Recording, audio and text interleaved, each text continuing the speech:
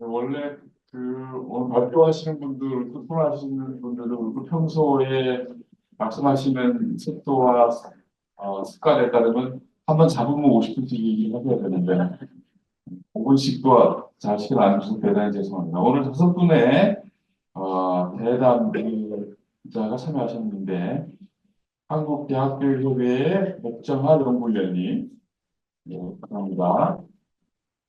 이동우 청구고등학교 선생님, 네, 감사합니다. 황신희 경북대학교 입학사정관님, 감사합니다. 안호선 제주 브렉선홀 아시아 학교 선생님, 네. 엄성원 대구광역시 교육청 IB 입학지원관 선생님. 네. 자, 각 분야에서 IB의 최일선에서 상당히 많은 경험을 해주신 선생님들이기 때문에 아, 짧지만 굵은 울림의 말씀을 해주실까 생각이 듭니다. 부탁드리겠습니다. 네, 좀 전에 소개받은 대학교협회 백정합니다. 이런 창립대회에 초대해 주셔서 감사하고요. 국제 공인 교육 과정으로서 이제 인정받고 있는 IB가 세계적으로 주목받는 이유는 아마 다 아시다시피 전인 교육에 중점을 두고서 이루어지기 때문이라고 생각을 합니다. 국내에서도 이 IB 도입 확산과 관련된 다양한 시도가 이루어져 왔고 그 결과 이제 오늘 학회 창립까지 오게 된 것 같습니다. 국내 초중등 교육과 관련해가지고 어떻게 성공하고 정착하느냐 하는 것은 또 대입하고 어떻게 관련되느냐 하는 것이 국내 상황에서는 중요하기 때문에 IB 교육을 운영하고 성공하기 위해서 입시에서 어떻게 활용될 수 있는가가 매우 중요하고 그래서 발표자께서도 IB, DB 이수자들이 대입에서 불이익을 받지 않으면 좋겠다고 하는 전제해서 몇 가지 쟁점을 중심으로 해가지고 말씀을 해주셨습니다. 크게 대입 관련 쟁점을 이제 대입 형평성 측면하고 수시 학생부 종합 전형 측면으로 구분해가지고 각각의 문제와 장단기 해결 방안을 제시를 해주셨는데요. 대학 입시라고 하는 것은 당사자, 그러니까 그 해에 대학에 들어가는 학생, 학부모뿐만 아니라 전 국민들이 이제 관심 갖는 사안이다 보니까 우리나라 같은 경우는 형평성, 투명성, 공정성 뭐 이런 것들이 상당히 강조되고 있는 상황입니다. 그래서 국내에서 IB 교육이 대학 입시와 연계되는 부분이 참 쉽지 않은 측면들도 있고요. 국내에서 IBDB 교육이 대학 입시와 연계하는 것뿐만 아니라 도입이 성공해가지고 확산됐으면 하는 바람에서 생각해 볼까 몇 가지를 얘기하면서 함께 고민에 동참해보고자 합니다. 첫 번째로는 정부 주도 추진과 이제 교육청 중심의 확산의 문제인데요. 앞단에서 일본의 사례도 이제 발표가 있었지만 일본은 한 10년간 적극적으로 IB 도입을 해오고 정착이 가고 있는 걸로 알고 있습니다. 글로벌 인재 교육의 필요성과 관련된 측면도 있었지만 공교육에서 기존의 그 암기식 주입식 교육의 문제점을 개선해 보고자 도입한 걸로 알고 있고요. 미래에서 그 필요로 하는 사고력이라든지 뭐 표현, 판단력을 가진 유능한 인재를 육성하려고 시도를 했는데 저희도 이제 마찬가지로서 이와 관련된 도입이 시도가 되고 있습니다. 단지 미국과 일본과 우리나라의 차이점이라고 그러면 일본은 이제 정부 차원에서 시도되고 있는데 저희는 이제 교육청 단위에서 시도되고 있는 부분이라고 얘기를 할 수가 있는데요. 이 IB 교육이 추진력을 확보하고 대입에 반영되기 위해서는 아무래도 우리나라 같은 경우는 정부 차원에서의 관심과 접근이 절대적으로 필요하지 않을까 싶은데요. 발표자님도 대입 형평성을 개선하기 위해서 수능 최저 학력 기준을 면제하는 것과 관련해 가지고 말씀해 주시면서 대교육과 협의해서 대학 입학 전형 기본 사항에서 이제 문구를 추가하면 되지 않겠느냐 하는 좋은 제안을 해주셨고 의미 있다고 생각을 합니다. 근데 고민해야 될 부분이 대교육과 협의해 가지고 그게 될 수 있을까? 기본적인 입시 사항과 관련된 부분이 정부에서 이제 그 정책을 정해놓고 거기에 기초해 가지고 이제 진행되는 부분들이 있어서 대기업의 입학전형위원회가 있기는 하지만 논의 과정에서 제한적일 수밖에 없는 부분이 있어서 한계가 있을 수밖에 없다는 생각이 들기 때문에 어떤 식으로든 정부의 관심과 차별을 도출해내지 않을까 생각이 들고요. 교사 훈련과 관련된, 교사 육성과 관련된 측면에서도 어, 제일 중요시 되는 것이 이 IB 교육의 성공이라고 생각을 합니다. 근데 기존의 그 교육하고 달리 교사들이 변하고 학생들이 쫓아올 수 있어야지 되기 때문에 IB에서 교사 교육, 교사 훈련과 관련된 부분이 강조되고 있는데요. 어, 국내에서는 아직 IB 교원 양성과 관련된 부분을 인정받은 대학들이 없는 걸로 알고 있고요. 하다못해 그 지역에서 그 지역 대학들과 협의해가지고 IB 교사 인증을 받아서 교사를 인정하는 양성하는 이런 노력이 좀 필요하지 않을까 싶습니다. 그리고 그걸 통해 가지고 다양한 그 선택 과목들이 학생들에게 제공될 수 있어야지 될 것 같고요. 세 번째는 이 과정에서 입학사정관의 적극적인 활용이 절대적으로 필요할 것 같습니다. IB 교육은 학생들의 자기주도적인 탐구학습이 전제되는 거고, 그래서 현재 일반 교육하고는 다르게 뭐 자사고에서 이루어지는 것과 같은 교육들이 이루어질 가능성이 많은데, 이 과정에서 교육 내용이라든지 이런 것들을 학교에서 평가하고 그 입학사정관들이 이제 역할을 해주셔야 되지 않을까 싶고요.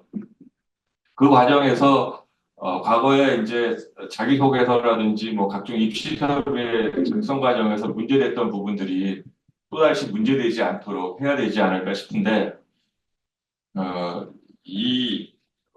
이것이 이제 사회적인 큰 파장을 일으킬 수 있어서 그러한 공정성과 형평성이 이제 강조되어 온 측면이 없지 않아 있습니다. 그래서 아이비 교육이 정착되고 확산되기 위해서는 대학에서 활용되는 것도 필요하지만 활용될 수 있도록 만들어가는 게 필요할 것 같고요. 일본의 사례를 토대로 해가지고 많은 시사점을 받고 우리가 이번에 이제 아이비 교육 논의가 이루어지는 오늘을 시작으로 해서 교육 현장이 좀 바뀌고 교육의 내용과 교사가 바뀌는 기회가 됐으면 좋겠습니다. 감사합니다. 네.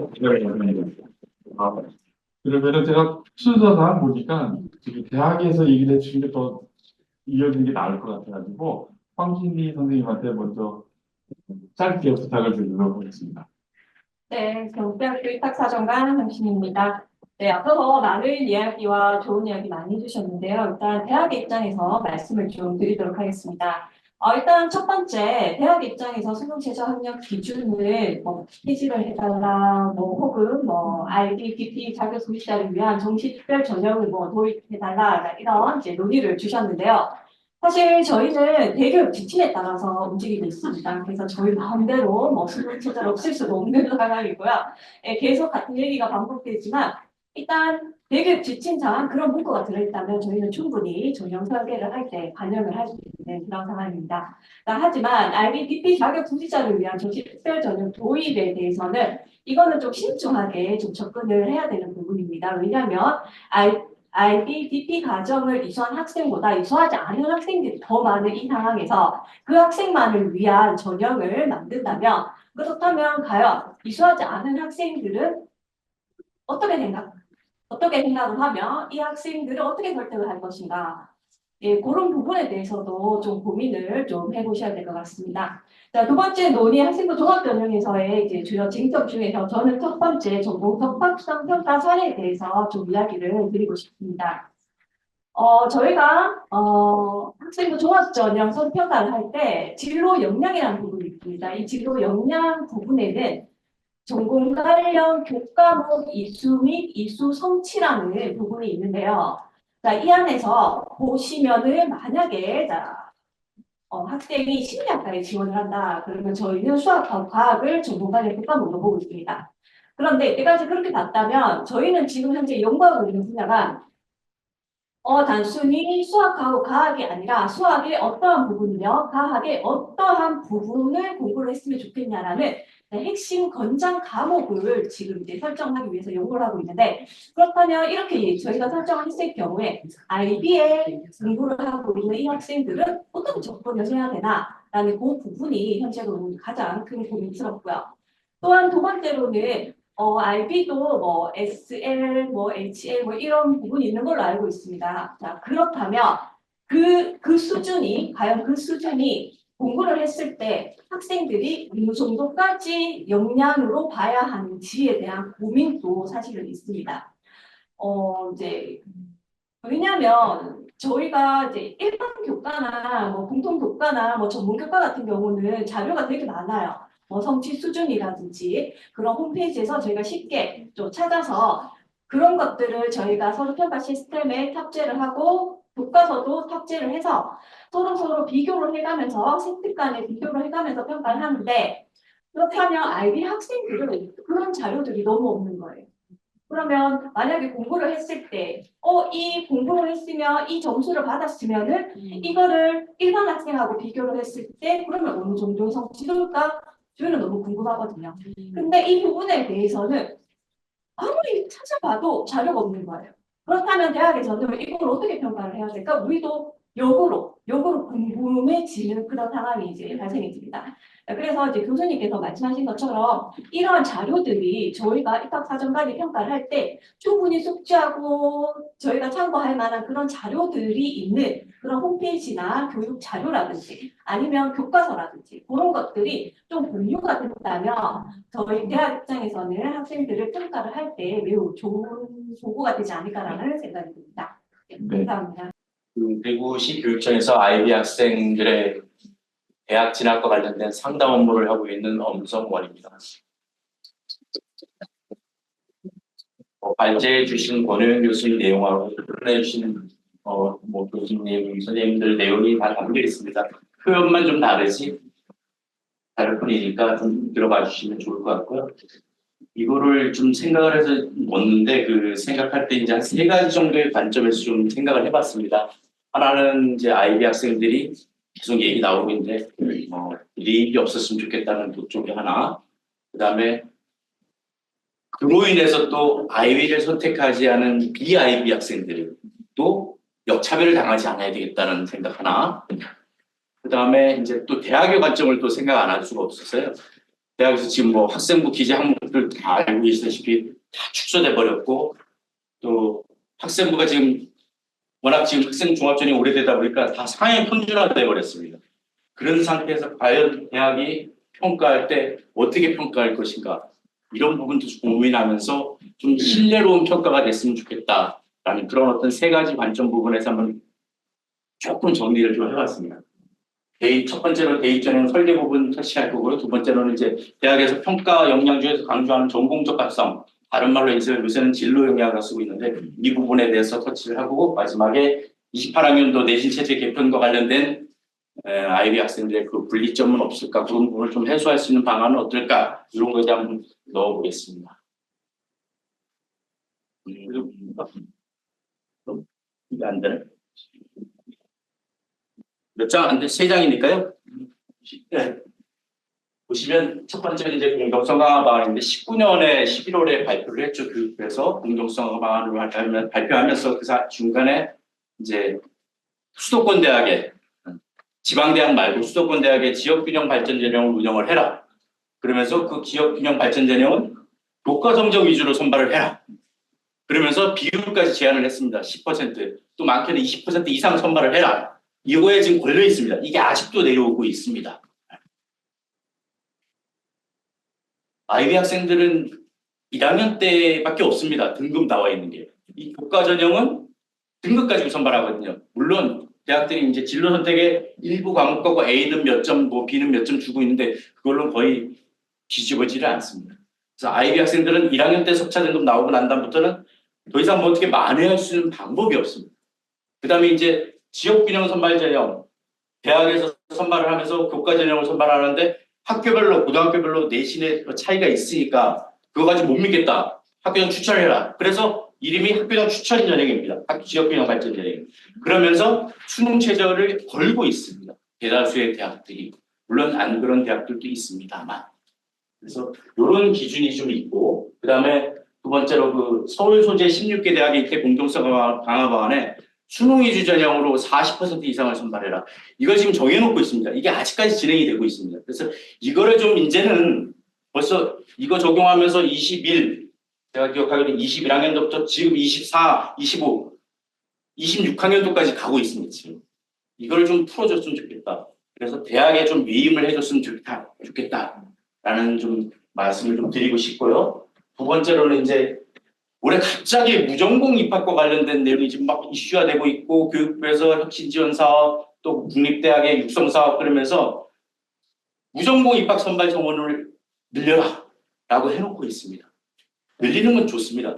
그런데 전공이 없이 선발을 하려고 하다 보니까 대학에서는 고민이 됩니다.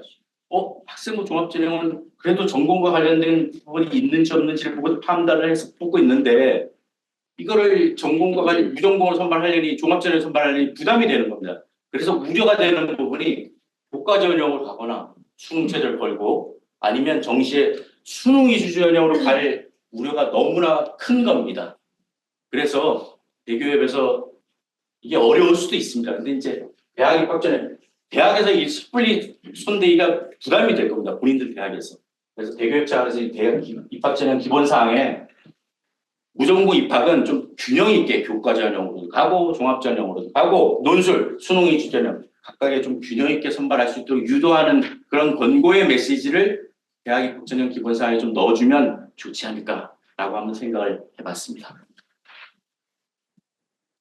두 번째로는 이 전공 적합성 진로 영향 관리 관련된 부분인데, 이 표를 한번 봐주세요. 아까 경북대학교의 황신희 입학사정원 선생님께서 말씀해 주신 부분입니다. 대학에서 평가 역량이 뭐 여러 개 말만 좀 다릅니다. 학업 역량이 있고 중간에 또 뭐 전공 적합성 진로 역량, 공동체 역량이라는 평가 역량을 두고서 평가를 진행을 합니다. 그 중에서 전공 적합성 진로 역량을 평가할 때 이 평가 기준에 이렇게 명시가 되어 있습니다. 이 학생이 전공과 관련된 과목을 이수했느냐, 계열과 관련된 과목을 이수했느냐, 그 과목에 따른 석차 등급 성취도는 어떻게 되느냐라고 명시를 해놓고 있습니다. 그거에 가지고 평가 점수를 또 줍니다. 근데 예를 들어서 이제 뭐 대학에서 자연과학 계열이라든가 공학 계열이라든가 이렇게 선발을 할 때는 뭐 화학 2를 이수했느냐, 진로 선택 과목, 또 진로 선택 과목이 물리 2를 이수했느냐, 아니면 또 생명과학 2를 이수했느냐, 이런 것들을 보거든요. 근데 IBDP 학생들은 6개의 과목인데 그게 없습니다. 없는데 대학에서 좀 알아주셨으면 좋겠다는 게 뭐냐면, 학생들의 IB 물리 과목에 안에 물리, 학, 투 포함되어 있거든요. 다는 아니지만 그중에 일부들이 다 포함되어 있고, 심지어는 전문교과 과목까지 포함돼서 수업을 진행하고 있는 걸로 제가 알고 있습니다. IB 화학도 마찬가지고 IB 생명과학도 마찬가지고 그 투 과목뿐만이 아니고 전문교과 과목, 나머지 기타 여러 진로 선택 과목들이 다 포함돼서 가르치고 있다. 단지 그 과목명에 포커스가 맞춰서 이 학생 진로 선택 과목 2 안 들었네, 이렇게 좀 봐주지 말아주셨으면 좋겠다라는 게 좀 내용이고요. 좀 혹시나 이제 이런 어떤 전공 관련된 과목을 이수했느냐 안 했느냐, 이거를 좀 보완할 수 있는 방안을 한번 생각해 봤는데, 대학에서 이제 학생부 종합전형이겠죠, 주로. 시간 관계상. 그래서 빨리 말씀드리겠습니다. 학생부 종합전형 같은 경우는 평가를 할 때 학교 생활 내용 가지고 평가를 합니다. 그 내용에는 학생들이 수행한 수행평가 과제, 내신평가, 집필평가 과제, 그런 내용들도 들어가거든요. 그런데 IB 학생들은 다 논서술형이잖아요. 그래서 수행평가 과제가 있고 집필고사 평가 과제가 있습니다. 그 내용들이 학생부에 기록이 될 거고, 또 BIB 학생들 같은 경우는 수행평가 과제로 주로 써서 내거나 발표를 하고 합니다. 그런 내용들이 학생부에 기재가 되는데, 그 학생부에 기재된 내용들에 한해서 좀 근거 자료를 같이 대학에서 봐주시면 좋겠다. 그래서 이걸 따로 받지 않고 온라인으로 원서 접수할 때 시스템에다가 아예 등록을 해버리면 대학에서 평가할 때 아이가 학교 생활을 볼 수 있고, 그 다음에 또 대학에서 뭘 보냐면 교육과정 편성표를 봅니다. 이 학교에. 그거하고 곁들여서 근거 자료를 보면 좀 더 신뢰로운 평가가 되지 않을까 말씀을 드려보면서 마지막 넘어가겠습니다. 이제 5등급제로 개편이 되면 지금 IB 학생들은 진로 선택과목 ABC로 되는데, 5등급제로 되면 지금 일부 과목별은 전부 다 28학년도부터는 다 이렇게 등급으로 기재가 돼야 됩니다. 근데 지금 IB 학생들 보면 수강자 수가 이게 표 한번 잠깐 봐주시죠. 이 왼쪽이 수강자 수입니다. 오른쪽이 등급에 따른 인원수에 대비 등급에 따른 인원분포입니다.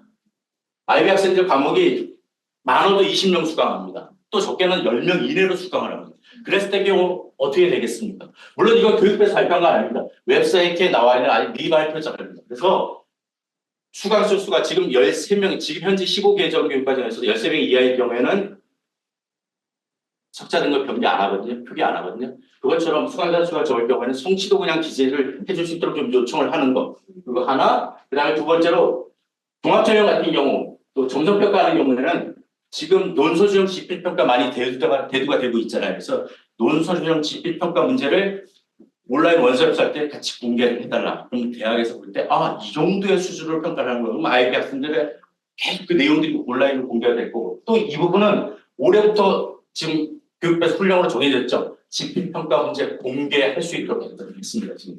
그거하고 같이 맥락을 같이 하는 방안이니까, 이것도 한번 대학에서 좀 생각해 주시면 좋겠고, 대학에서 섣불리 건드리기 힘드니까 대교육 차원에서 또 교육부 차원에서 대학 입학전형 기본 사항에 좀 포함시켜 줬으면 좋겠다는 말씀을 드려서 마지막 장 꼭 드리고 싶은 말씀이 있었는데 시간 관계상 끝내겠습니다. 감사합니다. 대단히 죄송합니다. 예. 아닙니다. 예. 여러분들이 계속 대교육에 요청하시는 사항이 많습니다. 예. 예, 그러면은 학교 현장에 계신 선생님, 우리 이동우 선생님께서 그러면은 강조 선생님께서 먼저 말씀을 주시면 감사하겠습니다. 네. 네, 안녕하십니까. 제주 그레이서볼 아시아에서 근무하고 있는 강혜선이라고 합니다. 현장에서 아이비를 이제 가르친 지는 12년 정도 됐고요. 지금은 아이벤 소속으로 IBO 공식 워크숍 리더를 하고 있고, 아이비 인증심사위원으로 아니면 컨설턴트로 이렇게 활동을 하고 있습니다. 실제로 제가 IB를 계속 붙잡고 있고 하는 이유는 이제 학생들뿐만 아니라 교사들이 성장하는 그런 큰 이유가 있었던 것 같아요. 근데 이번에 제가 실질적으로 고등학교에 근무를 하다 보니까 학생들이 고등학교 1학년 정도 되면 자기가 대학을 좀 선택을 하게 되는데 대부분 이제 제가 근무하는 국제학교에서 일반 공립학교로 전학을 가겠다 하는 학생들은 대부분의 이유가 사실은 선생님 저는 국내 대학으로 진학하려고요. 왜냐하면 IB 하면 국내 대학 진학이 어려울 것 같아서요. 이런 이야기를 굉장히 많이 들었었거든요. 그런데 사실 이번에 한국 IB 교육학회가 창립이 되면서 이런 의미 있는 프로그램 참여하게 돼서 굉장히 영광스럽습니다. 저는 발표자님께 드리고 싶은 질문은 딱 두 가지인데요. 바로 뭐냐면 박하원 학생이 이야기를 하는 과정에서 이 학생이 이제까지 했었던 성장 과정이 과연 우리 한국 대학에 진학을 할 때 성장 과정이 고스란히 드러날 수 있을까라고 하는 부분에 있어서 제가 현장의 목소리를 좀 대변해서 좀 말씀드리게 되면요. 첫 번째 그 발표자님께서 말씀하셨던 부분이 제가 대담자료 79페이지에 좀 있는데요. 3학년 1학기 내부 평가가 실질적으로는 학생부 종합전형을 할 때 그대로 좀 드러날 수 있는 부분이 중점이지 않느냐라고 좀 말씀드렸었는데요.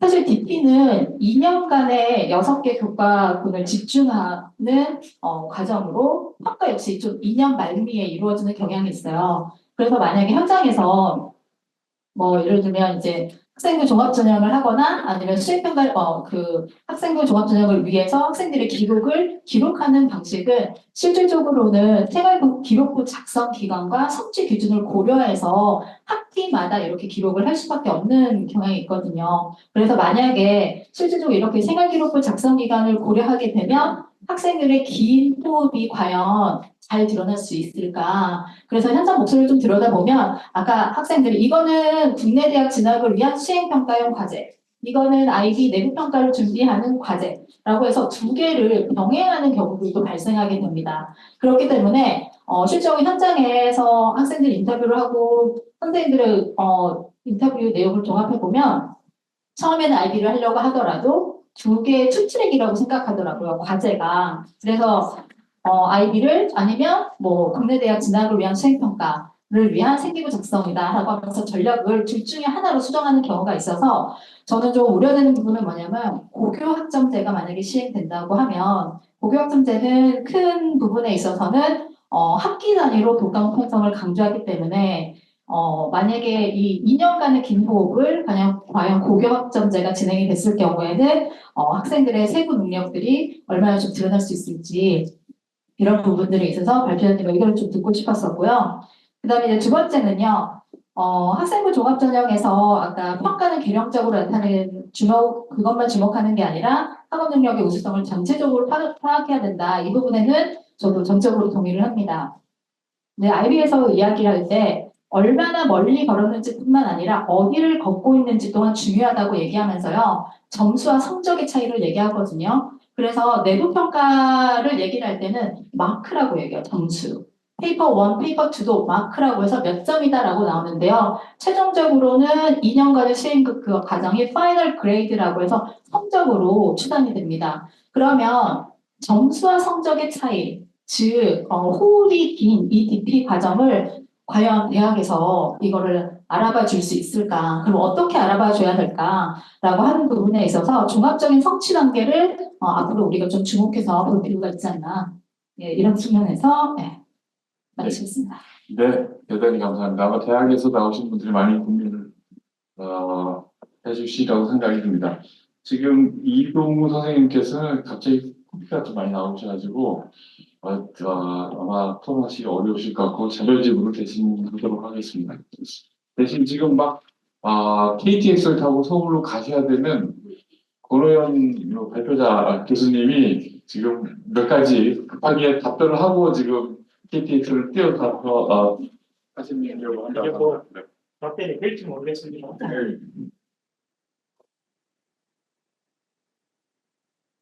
죄송합니다. 제가 저녁 때 또 서울에 뭐 연수 강의를 해야 돼가지고 뭐 일정을 빨리 잡았습니다.